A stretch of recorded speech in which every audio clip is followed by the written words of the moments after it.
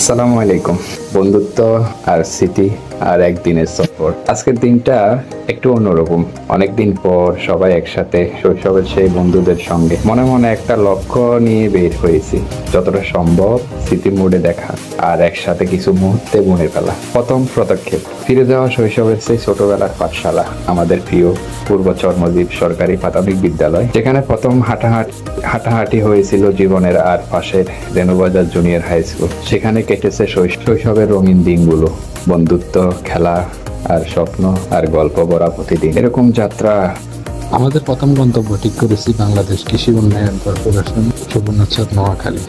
কিন্তু দুর্ভাগ্যবশত প্রবেশ নিষেধ থাকায় ভিতরে যেতে পারেনি। আরো দিনটি ছিল শুক্রবার, তবে মন খারাপ নয়, কারণ দিনটি শুরু। পরবর্তী গন্তব্য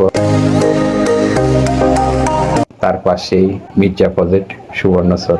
প্রকৃতি আর পরিবেশ মিলে এক অদ্ভুত প্রশান্তি এনে দেয়। কিছু স্মৃতিচিহ্ন তুলে দিলাম ক্যামেরায়। আর ছোট ভাইরা যখন মাঠে ফুটবল খেলার, আমরাও যেন ফিরে গেলাম শৈশবে। বন্ধুরা নেমে পড়লো খেলার হাসি আনন্দে, আর গড়ে উঠলো চারপাশ। সময় যখন গড়িতে প্রায় বিকেল 4:30, সিদ্ধান্ত হলো, যেহেতু সময় সীমিত, তাই কাছে একটি জায়গা, চেয়ারম্যান ঘাটে। চলো যাই।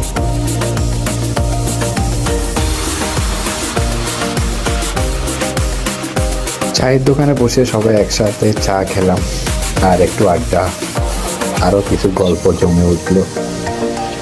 তারপর ঘুরে দেখলাম ঘাটের আশপাশ। চোখে পড়লো নদী ভাঙন, এক করুণ বাস্তবতা।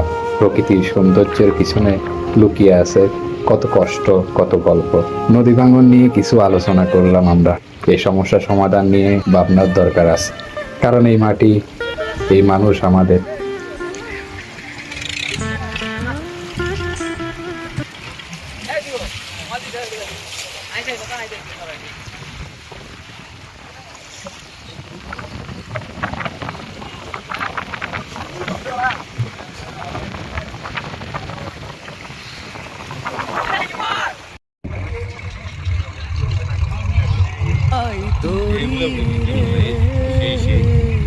যান, হিন্দি যান, সামনে যান।